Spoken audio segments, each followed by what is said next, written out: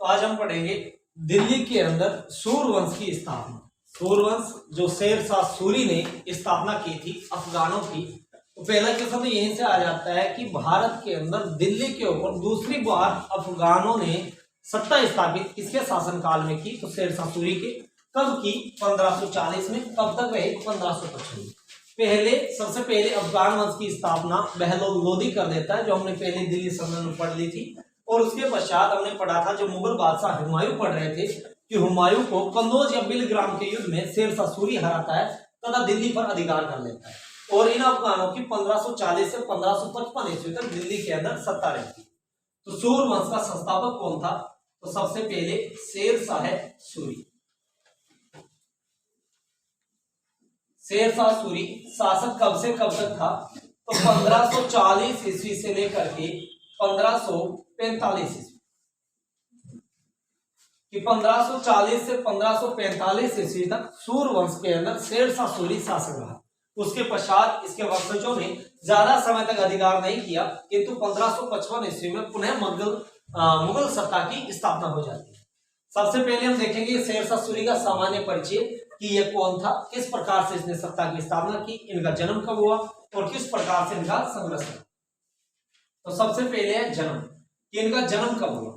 तो जन्म हुआ था 1572 ईस्वी, जबकि अलग भी इसके जन्म की दिनांक मिलती है, अलग ईस्वी बताई जाती है 1586 कि कुछ इतिहासकार ये कहते हैं कि शेर शाह सूरी का जन्म 1572 में हुआ, तो कुछ ये कहते हैं कि 1472 और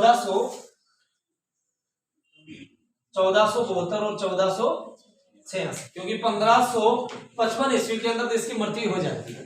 तो यानी कि इसका जन्म होता है 1472 या 1486 ईस्वी के अंदर। इसीलिए शेर शाह सूरी के जन्म से क्वेश्चन नहीं पूछे जाते, क्योंकि इन जन्म की तिथि के अंदर काफी डिफरेंस है, इसलिए अंतर काफी होने के कारण यहाँ से प्रश्न नहीं पूछा जाता। अगर पर्सनली पूछ लिया गया तो ध्यान रखना, डॉक्टर कुनैन के द्वारा इसका जन्म 1486 के अंदर हुआ है और प्रणानंद के द्वारा इसका जन्म 1472 में हुआ है। अगर पर्सनली पूछ लिया गया तो आंसर देना पड़ेगा, अन्यथा क्वेश्चन नहीं पूछा जाता। नेक्स्ट क्वेश्चन है कि शेर शाह सूरी के पिता का नाम क्या था? शेर शाह सूरी के पिता का नाम था हसन खान। हसन खान कहां के जमींदार थे? तो सासाराम के जमींदार थे। सासाराम के जमींदार। जबकि कुछ गाइडें ये भी बता देती है कि ये जौनपुर के जमींदार थे। तो ध्यान रखना, इनके पिता का नाम हसन खान था, जो सासाराम के जमींदार थे। जबकि शेर शाह सूरी का बचपन का नाम,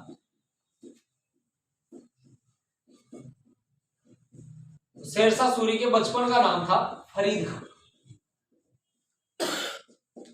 कि शेर शाह सूरी के बचपन का नाम क्या था? फरीद खान था। पिता का नाम क्या था? हसन खान था। और ये कहां के जमींदार थे? तो सासाराम के जमींदार थे। फरीद खान के अपने पिता हसन खान से किसी बात पर विवाद होने के कारण यह सासाराम को छोड़ देता है और जौनपुर के अंदर अपनी शिक्षा ग्रहण करता है। तो शिक्षा कहां पर ग्रहण करता है? तो जौनपुर करता है। और सासाराम को यह छोड़ देता है, कुछ समय के लिए जौनपुर के अंदर रहता है। तब यह कहा जाता है कि ये दक्षिण भारत के अंदर बिहार के शासक बहराम खान लोहानी से मिल जाता। बहराम खान लोहानी, जिन्होंने इसे शेर खां की उपाधि दी थी। बहराम खान लोहानी, कई जगह नाम आता है लोहानी। इन्होंने इसे किसकी उपाधि दी थी? तो शेर खां की उपाधि। ये वेरी इंपॉर्टेंट क्वेश्चन है कि फरीद खां को शेर खां की उपाधि किसने दी थी? तो बिहार के शासक ने दी थी। दक्षिण भारत में बिहार का शासक था बहराम खान लोहानी, जिन्होंने इन्हें शेर खां की उपाधि दी। जिसके लिए यह कहा जाता है कि शेर शाह ने फरीद खान ने निहत्थे, या कुछ ऐसा भी कह देते हैं कि निहत्थे शेर को मारा, या कुछ ऐसे कहते हैं कि तलवार की एक धार से शेर को मार दिया था। इसीलिए बहराम खान लोहानी ने इसे शेर खां की उपाधि दी थी।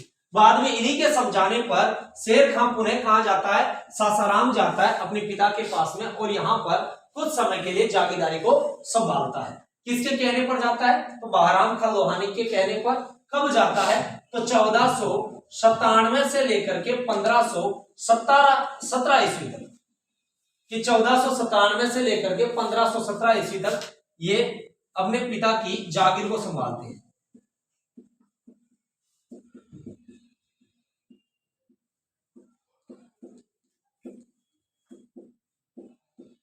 किंतु बाद में ये पुनः बिहार आ जाते हैं और बिहार आकर के बहराम खान लोहानी के पास में नौकरी करने लगते हैं। इनके पुत्र जलाल खान का संरक्षण करने लगते हैं। तो बाद में वापस कहाँ आ जाते हैं, तो बिहार आ जाते हैं। और बिहार में आकर के क्या करते हैं, तो बिहार में लोहानी के पुत्र जलाल खान, लोहानी के पुत्र जलाल खां का संरक्षण करते हैं।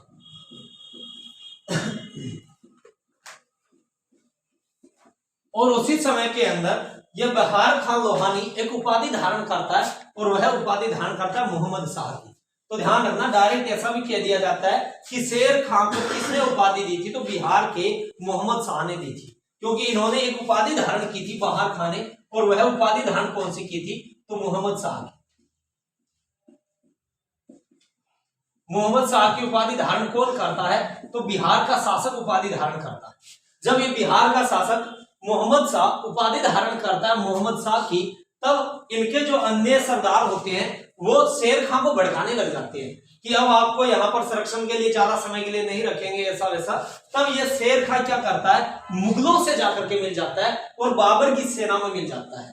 जिस वक्त के अंदर बाबर भारत के अंदर आक्रमण कर रहा होता है सीमा प्रांत क्षेत्रों के अंदर, तब जाकर के शेर खान किससे मिल जाता है, तो मुगलों से मिल जाता है। तो ये ध्यान रखना कि यहां से निकल जाता है किसके पास से, तो मोहम्मद शाह के पास से, बिहार के शासक के पास से, और जाकर के किससे मिल जाता है, बाबर की सेना में मिल जाता है।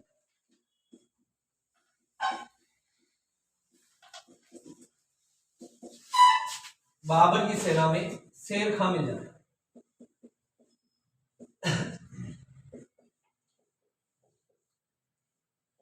और मुगलों से ही सब सारा सैन्य अभ्यास शेर खान ने सीखा था, कि मुगल सेना के अंदर रह करके ही इन्हीं के सैन्य अभियानों को सीखा था।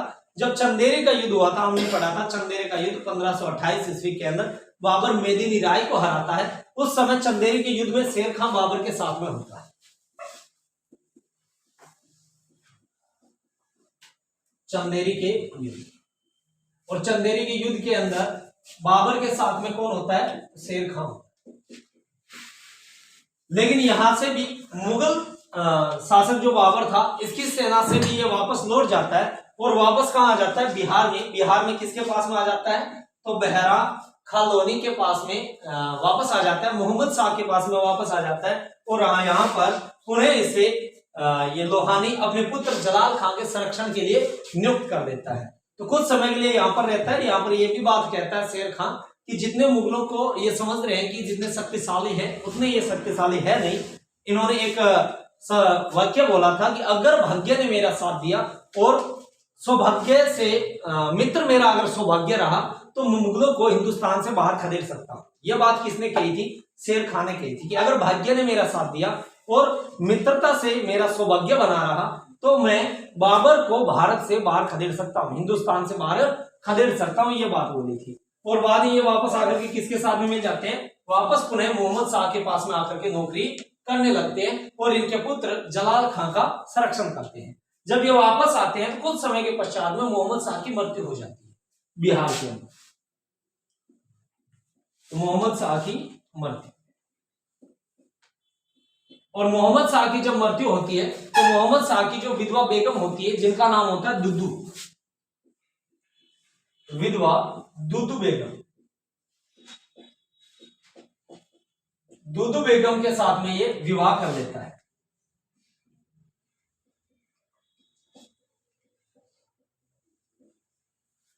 जब शेर खान वापस बिहार आता है, बिहार में मोहम्मद शाह की मृत्यु हो जाती है, तो इनकी विधवा जो बेगम होती है, नाम याद रखना, नाम क्या है, दुद्दू बेगम। दुद्दू बेगम के साथ में विवाह कर लेता है। तब इन्हें जलाल खान का मुख्य संरक्षण तो बनाया जाता है, लेकिन इसे प्रधान सेनापति के रूप में बना दिया जाता है, यानी कि प्रधान शासक के रूप में इसे बना दिया जाता है। तब जो जलाल खान होता है, जो मोहम्मद शाह का पुत्र होता है, उन्हें अन्य सरदार भड़काते हैं और जलाल खान यहां से बंगाल भाग जाता है। तो जलाल खान कहां चला जाता है, बंगाल चला जाता है। जलाल खान भागकर बंगाल चला जाता है।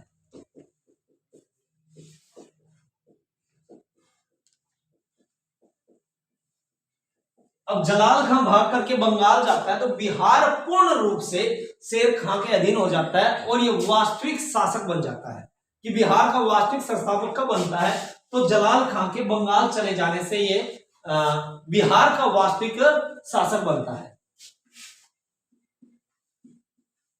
बिहार का वास्तविक शासक।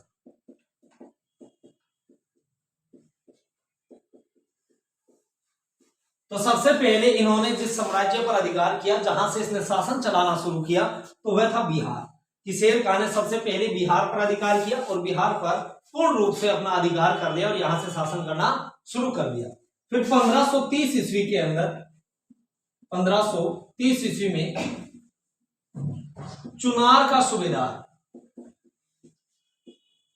और चुनार के सूबेदार का नाम था ताज खां।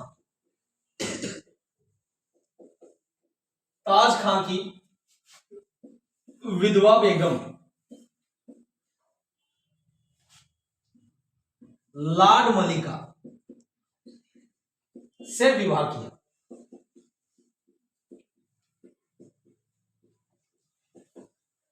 तो यह भी इंपॉर्टेंट है, ध्यान रखना कि शेर खान ने 1530 ईस्वी के अंदर चुनार का जो सूबेदार था, हमने हुमायूं के समय के अंदर पढ़ा था कि चुनार की घेराबंदी कर ली जाती है 1532 ईस्वी के अंदर। उस वक्त के अंदर हमने कहा था शेर खां होता है, शेर का संधि कर लेता है और अपने पुत्र कुतुब खां को हुमायूं की सेवा में भेजता है। तो 1530 ईस्वी के अंदर चुनार का जो सूबेदार होता है, जिसका नाम होता है ताज खां, ताज खां की जो मृत्यु होती है तो उनकी विधवा पत्नी लाड मलिका या लाड बेगम के साथ में शेर खां विवाह कर लेता है और चुनार पर भी अधिकार कर लेता है। तो अब इसने अपने साम्राज्य का विस्तार किया बिहार से कहां तक? चुनार तक। तो 1530 के अंदर इसने बिहार और चुनार दोनों क्षेत्रों पर अधिकार कर लिया।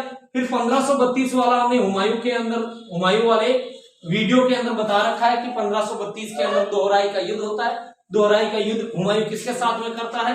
तो अफगानों के साथ में, मोहम्मद लोदी के साथ में करता है, जिसकी शेर खां क्या करता है? सहायता करता है दोहराई के युद्ध में। बाद में चुनार की घेराबंदी होती है 1532 में, वो भी हमने पढ़ाया था कि चुनार की घेराबंदी में शेर खां क्या करता है? संधि कर लेता है और अपने पुत्र कुतुब खां को हुमायूं की शरण के अंदर भेज देता है, सेवा में भेज देता है।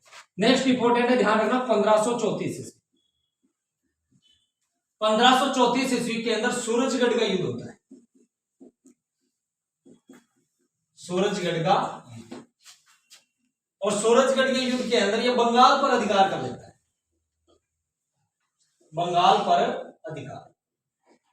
तब शेर खां का जो शासन है वो बिहार से लेकर के बंगाल तक विस्तारित हो जाता है। कि बिहार, चुनार और बंगाल पर अधिकार कब करता है? तो 1534 में। किस युद्ध के पश्चात करता है? तो सूरजगढ़ के युद्ध के पश्चात में करता है, क्योंकि इस समय के अंदर हुमायूं का जो ध्यान होता है ना, वो गुजरात की तरफ होता है। क्योंकि गुजरात का शासक होता है बहादुर शाह। बहादुर शाह को बाद में हुमायूं से हराता भी है, हमने कल पढ़ा था हुमायूं के वीडियो के अंदर कि हुमायूं से हराता है। बहादुर शाह जो गुजरात का शासक होता है वो चित्तौड़गढ़ आता है, चित्तौड़गढ़ पर आक्रमण करता है। उस समय उसका ध्यान उधर होता है, तब तक ये क्या कर लेता है? बंगाल पर अधिकार कर लेता है और बाद में इस पर हुमायूं आक्रमण करता है और वो वेरी इंपॉर्टेंट युद्ध चौसा का युद्ध। तो यहां वाला वापस मिटा देते।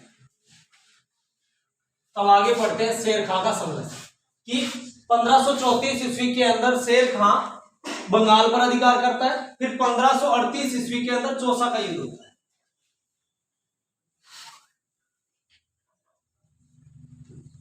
चौसा का युद्ध, और चौसा के युद्ध के अंदर ये हुमायूं को हराता है।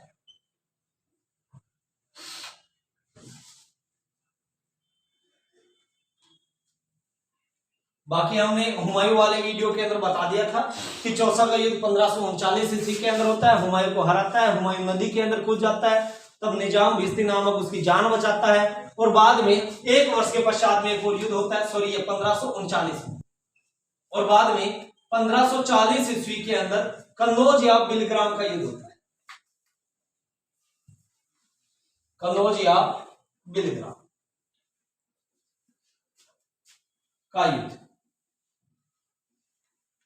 और इस युद्ध के अंदर भी ये क्या करता है? हुमायूं को हराता है और इसी युद्ध के पश्चात में ये सूर्यवंश की दिल्ली के अंदर स्थापना करता है। तो सूर्यवंश की दिल्ली में स्थापना कब होती है? 1540 के अंदर होती है। और शेरशाह सूरी शासक कब तक रहता है? 1545 में। किस युद्ध को जीतने के पश्चात में अफगानों की दिल्ली पर दूसरी बार सत्ता स्थापित होती है? तो ध्यान रखना, कन्नौज या बिलग्राम के युद्ध के पश्चात में दिल्ली पर दूसरी बार अफगानों की सत्ता स्थापित होती है। या क्वेश्चन ऐसा पूछे कि किस युद्ध के पश्चात में मुगलों की सत्ता का समापन होता है सबसे पहले, तो वो भी ध्यान रखना, मुगलों का समापन भी सबसे पहले किस युद्ध के पश्चात में होता है? तो कन्नौज या बिलग्राम के युद्ध के पश्चात में। और इसी युद्ध के पश्चात में शेरशाह बादशाह की उपाधि धारण करता है। सॉरी, शेरशाह किसकी उपाधि धारण करता है? शेरशाह की उपाधि।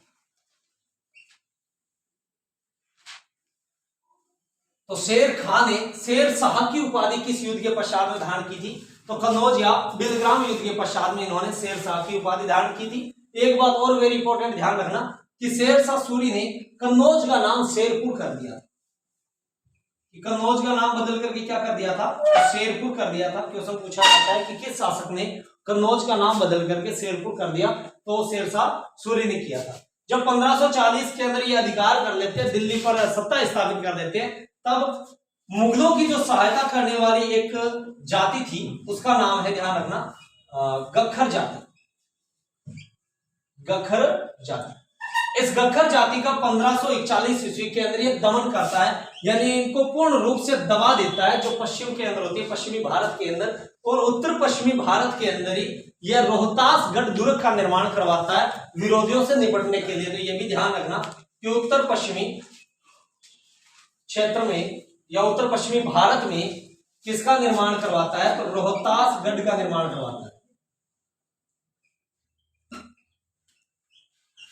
रोहतासगढ़ दुर्ग का निर्माण किसने करवाया था? शेरशाह सूरी ने करवाया था। कहां पर करवाया था? उत्तर पश्चिमी भारत के अंदर करवाया था। और 1541 के अंदर गखर जाति का ये क्या करते हैं? दमन करते हैं। जब ये दिल्ली से सत्ता चला रहे होते हैं तो 1541 के अंदर ये बंगाल के अंदर विद्रोह होने लग जाता है, क्योंकि बंगाल पर इन्होंने क्या किया था? सूरजगढ़ के युद्ध के अंदर अधिकार कर लिया था। तो बंगाल पर विद्रोह होने लगता है। 1541 ईस्वी में इन्होंने बंगाल के विद्रोह का भी दमन किया था। यह भी ध्यान, 1541 ईस्वी में बंगाल विद्रोह का दमन। शेरशाह सूरी ने बंगाल विद्रोह का दमन कब किया? तो 1541 ईस्वी के अंदर बंगाल विद्रोह का दमन किया था।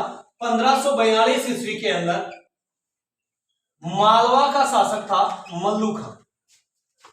मालवा का शासक मल्लू खां ये आत्मसमर्पण कर देता है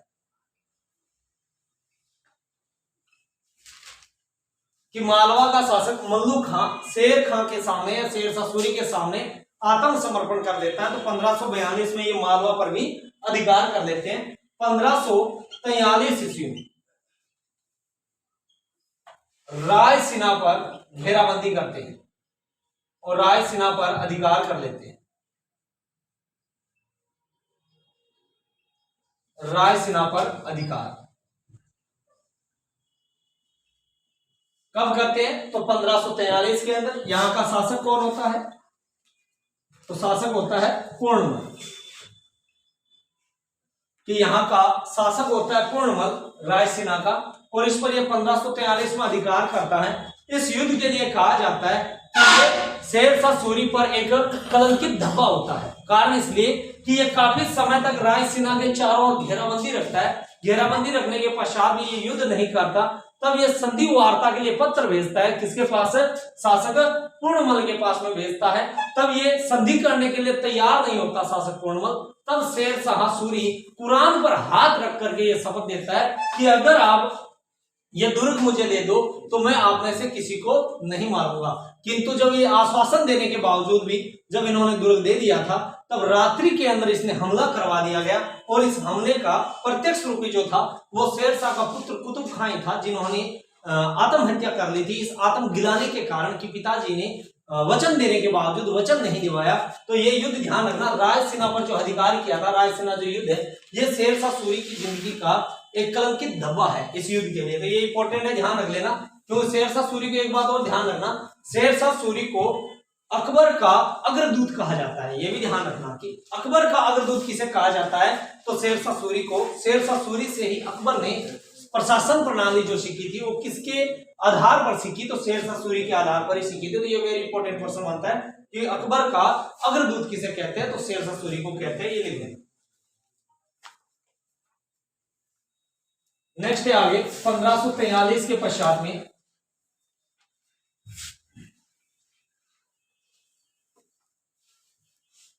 1544 ईस्वी 1544 ईस्वी के अंदर जब ये 1543 तक लगभग क्षेत्रों पर अधिकार कर लेता है, तब इसे यह पता चलता है कि अगर भारत के अंदर स्थायित्व बनाए रखना है तो राजपूतों को भी हराना होगा। तब यह 1544 के अंदर राजपूतों पर अभियान चलाता है और मारवाड़ रियासत पर अभियान चलाता है। मारवाड़ रियासत कहां पर है, तो जोधपुर। जोधपुर कहां पर है, राजस्थान में। इस रियासत पर यह अभियान चलाता है जो एक राजपूत रियासत होती है, और यहां का शासक जो होता है वो राव मालदेव होता है, राव मालदेव। और इस युद्ध के अंदर भी शेरशाह सूरी षड्यंत्र रचता है। शेरशाह सूरी एक जाली पत्र बनाता है और इसी राव मालदेव के दो सेनापति होते हैं, एक का नाम होता है जेता, दूसरे का नाम होता है कुंपा। ये दो वीर सेनापति होते हैं राव मालदेव के, जेता और कुंपा। इन जेता और कुंपा के बारे में शेरशाह सूरी इन्हीं का अपना ही बन करके एक जाली पत्र भिजवाता है इनके खेमे के अंदर कि जैसे युद्ध शुरू हो तो जेता और कुंपा मेरी सेना में आकर के मिल जाएंगे। तो राव मालदेव इस पत्र को पाकर के रणभूमि छोड़ करके आ जाता है। तब जेता और कुंपा अपने पर लगे कलंक को बचाने के लिए युद्ध करते, अपनी देशभक्ति के लिए, अपनी मातृभूमि के लिए, अपनी राजभक्ति के लिए, उसे प्रदर्शित करने के लिए कम सेना होने के बावजूद भी इस शेरशाह सूरी के साथ में मारवाड़ रियासत के दो सेनापति जेता और कुंपा युद्ध करते हैं। इस युद्ध को इतिहास में गिरी सुमेल के युद्ध के नाम से जाना जाता है कि 1544 के अंदर जो मारवाड़ रियासत के साथ में युद्ध हुआ उस युद्ध को किस नाम से जानते हैं, तो गिरी सुमेल का युद्ध। और इस युद्ध के अंदर जेता और कुंपा बड़ी वीरता के साथ में लड़ते हैं और काफी समय तक ये युद्ध चलता है और अंतिम में ये दोनों वीर गति को प्राप्त होते हैं। तब एक वाक्य कहा गया था शेरशाह सूरी का कि मैं मुट्ठी भर बाजरे के लिए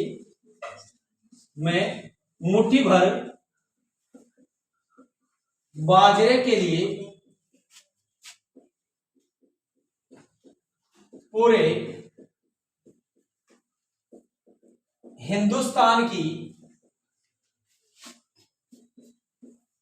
बादशाही खो देता। तो ये क्वेश्चन पूछा भी गया है कि किस शासक ने ये बात कही थी कि मैं मुट्ठी भर बाजरे के लिए पूरे हिंदुस्तान की बादशाही खो देता। तो ये बात शेरशाह सूरी ने कही थी किस युद्ध के पश्चात, गिरी सुमेल के युद्ध के पश्चात, जो मारवाड़ रियासत से युद्ध कर रहे थे कि अगर कुछ समय तक और युद्ध चलता तो शेरशाह सूरी की इस युद्ध के अंदर हार हो जाती। इसीलिए ध्यान रखना, इसने ये कहा मुट्ठी भर बाजरे यानी कि छोटी सी रियासत के लिए मैं पूरे हिंदुस्तान साम्राज्य को खो देता। तो ये बात ध्यान रखना किसने कही थी, शेरशाह सूरी ने कही थी। नेक्स्ट इसका अभियान जो होता है वो इसका अंतिम अभियान होता है 1545 ईस्वी के अंदर। 1545 ईस्वी के अंदर ये कालिंजर दुर्ग पर अधिकार करता है। कालिंजर दुर्ग कि कलिंजर दुर्ग पर ये 1545 में अधिकार करता है। कलिंजर दुर्ग का जो शासक होता है वो कीरत सिंह होता है।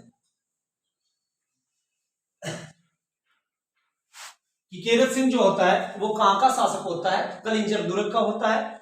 इस युद्ध के अंदर उक्का नामक आग्नेस्त्र यानी कि उक्का नामक तो दागने वाला जो यंत्र था, आग्नेस्त्र था, उसको छोड़ने से इसने क्या किया, कलिंजर दुर्ग की काफी समय तक घेराबंदी रखी। घेराबंदी के पश्चात इन्होंने दीवारें तोड़ने का आदेश दिया। तो एक तोप का जो गोला था वो दीवारों से टकरा करके वापस आ गया, जिसके कारण इनके जहां बारूद वगैरह रखे थे उसके अंदर आकर के लग गया। तो बारूद वगैरह फटने से उसके पास में शेरशाह सूरी था, तो शेरशाह सूरी घायल हो जाता है अत्यधिक। तब सेना उस वक्त के अंदर कालिंजर दुर्ग को तो जीत लेती है, लेकिन घायल अवस्था के अंदर तो शेरशाह सूरी के पास में आते हैं कि हमने कालिंजर दुर्ग जीत लिया है, तो इसकी इच्छा तो पूरी हो जाती है। किंतु 1545 में कालिंजर दुर्ग के अभियान के समय में शेरशाह सूरी की मृत्यु हो जाती है। उक्का नामक अस्त्र चलाते, उक्का नामक आग्नेस्त्र चलाते हैं।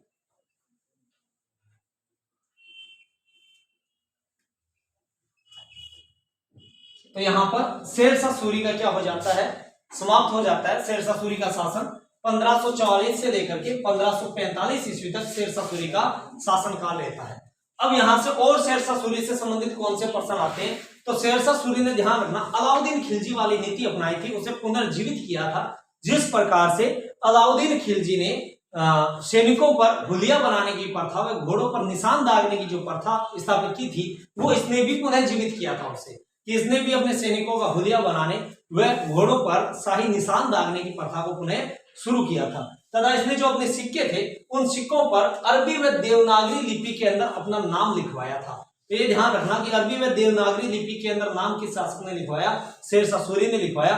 शेरशाह सूरी ने ध्यान रखना जो हम पढ़ते हैं ग्रांड ट्रक रोड, जिसे जीटी रोड कहते हैं, जिसका डामरीकरण लॉर्ड ऑकलैंड ने किया था, उसका निर्माण किसने करवाया, तो उसका निर्माण भी शेरशाह सूरी ही करवाता है। तो शेरशाह सूरी से संबंधित यह प्रश्न। नेक्स्ट एक और आता है कि शेरशाह सूरी का मकबरा कहां पर है, तो शेरशाह सूरी का मकबरा है सासाराम में। कि शेरशाह सूरी का मकबरा कहां पर है, तो सासाराम के अंदर, सासाराम बिहार में शेरशाह सूरी का मकबरा बना हुआ है। अब आगे हम पढ़ते हैं कि शेरशाह सूरी की सूर वंश से और कौन कौन से प्रश्न पूछे जाते हैं। तो 1545 के पश्चात में शेरशाह सूरी के दो पुत्र होते हैं। कि शेरशाह सूरी के पुत्र कितने होते हैं, तो दो होते हैं। एक पुत्र का नाम होता है आदिल खां, और आदिल खां इसका बड़ा पुत्र होता है। कि बड़ा पुत्र कौन होता है, तो आदिल खां होता है, और छोटा पुत्र होता है जिसका नाम होता है जलाल खां।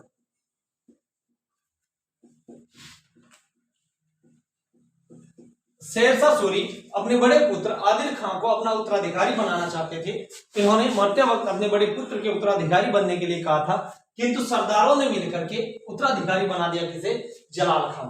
और जलाल खां बाद में इस्लाम शाह के नाम से शासक बना था। तो यही जलाल खां शेरशाह सूरी के पश्चात में शासक बनता है, किसके नाम से, तो इस्लाम शाह के नाम से। और कब तक शासक रहता है, तो 1545 में शासक बनता है और 1553 ईस्वी तक यह शासक रहता है। कि 1545 में शासक बनता है, 1553 तक ये रहता है। किसकी उपाधि धारण करता है, तो इस्लाम शाह नाम ये रखता है जब शासक बन जाता है। पहले इसका नाम जलाल खां होता है, जबकि आदिल खां को शेरशाह सूरी पहले ही रणथंभौर की जागीर दे चुका होता है। कि रणथंभौर जैसे शक्तिशाली दुर्ग को जीत करके किसे सौंप देता है, आदिल खां। रणथंभौर कहां पर है, तो रणथंभौर सवाई माधोपुर राजस्थान के अंदर है। तो इस दुर्ग पर अधिकार को किसे दे देता है, आदिल खां को। और यह बाद में दिल्ली की सत्ता संभालता है इस्माइल शाह। इस्माइल शाह के समय के अंदर भी बंगाल पर कई विद्रोह होते हैं, उन विद्रोह को बड़ी कठोरता के साथ में इस्लाम शाह दबा देता है। तब कहा जाता है इस्लाम शाह के लिए कि जितने भी इनके जो विद्रोही होते हैं वो इनके जूते तक को भी सलाम करने लगते हैं। इतना कठोर न्याय व्यवस्था ये इस्लाम शाह बाद में लगातार सूर्यवंश को आगे बढ़ाता है। किंतु 1553 में बीमारी के कारण इस्लाम शाह की मृत्यु हो जाती है। तो ये केवल नाम ही ध्यान रखना है कि इनका बचपन का नाम जलाल खां होता है और इस्लाम शाह के नाम से ये शासक बनते हैं। इस्लाम शाह की मृत्यु के पश्चात इन्हीं का पुत्र फिरोज शाह शासक बन रहा है। और फिरोज शाह केवल और केवल 3 दिन तक शासक रहता है। कि फिरोज शाह कितने दिन तक शासन रहता है, केवल 3 दिन तक रहता है। फिरोज शाह को इन्हीं के मामा इनकी हत्या कर देते हैं और राजगद्दी हत्या लेते हैं। कि फिरोज शाह की हत्या किसने की, तो इन्हीं के मामा ने हत्या की थी, जिनका नाम क्या था, तो मोहम्मद अली था, मोहम्मद आदिल शाह, आदिल शाह। इन्होंने इसकी हत्या कर दी और स्वयं यहाँ पर दिल्ली पर आसीन हुए। किंतु उस समय में लगभग अफगानों के अंदर विवाद होने लग गया और अफगान 5 भागों के अंदर बंट गए। और उस समय मोहम्मद आदिल शाह ने बंगाल पर अधिकार किया। इसने अधिकार कहां पर किया था, तो बंगाल पर अधिकार, बंगाल व चुनाव। और उस वक्त के अंदर दिल्ली और आगरा पर अधिकार करने वाला जो शासक था वो था सिकंदर शाह या सिकंदर सूर या सिकंदर शाह। इसने कहां पर अधिकार किया, तो दिल्ली और आगरा और पंजाब के क्षेत्र। तो ये 2 इंपॉर्टेंट शाखा थी जो बाद में विवाद के कारण बनी। बंगाल और चुनार पर अधिकार किसका रहा, मोहम्मद आदिल शाह का रहा था। और सिकंदर शाह ने कहां पर स्वतंत्र शासक घोषित कर दिया, तो दिल्ली, आगरा और पंजाब का स्वतंत्र शासक घोषित कर दिया था। तब जब 1555 के अंदर बाद में वापस हुमायूं आता है, हमने हुमायूं के अंदर पढ़ा था कि हुमायूं 1555 में पुणे जब भारत आता है तो पहले उसे अफगानों से लड़ना होता है, और एक हमने युद्ध बताया था सरहिंद का युद्ध, उसके पश्चात में ही हुमायूं दिल्ली पर पुनः मुगल सत्ता स्थापित कर सकता है। तो सरहिंद का युद्ध जो 1555 में लड़ा गया वो सिकंदर सूर व हुमायूं के साथ में ही लड़ा गया था। सिकंदर सूर की उसमें हार होती है और हुमायूं 1555 में पुनः मुगल सत्ता की स्थापना करता है। बाद में 1556 के अंदर एक चीज और पढ़ेंगे हम, जब अकबर पढ़ेंगे कि पानीपत का द्वितीय युद्ध, पानीपत का प्रथम युद्ध हो गया था बाबर और इब्राहिम लोदी का, पानीपत का जो द्वितीय युद्ध होता है उसमें अकबर का सेनापति होता है बैराम खां, जो हेमू के साथ में युद्ध करता है और जीत जाता है। हेमू कौन होता है? तो हेमू ध्यान रखना, ये जो अफगान शासक होता है मोहम्मद आदिल शाह, जिसने बंगाल में चुनार पर अधिकार किया था, इसी का सेनापति होता है हेमू, जो दिल्ली पर अधिकार करना चाहता है, इसलिए वो दिल्ली की ओर बढ़ता है और पानीपत के द्वितीय युद्ध के अंदर हार जाता है और पूर्ण रूप से बाद में मुगलों की सत्ता स्थापित हो जाती है और आगे मुगल सत्ता चलती है। तो यह हो गया आपका सूर्यवंश, जहां से जितने भी क्वेश्चन बनते हैं वो सब सारे कंप्लीट हो जाते हैं। कल हम पढ़ेंगे वापस मुगल सत्ता को और मुगलों के अंदर अकबर शासक को पढ़ेंगे।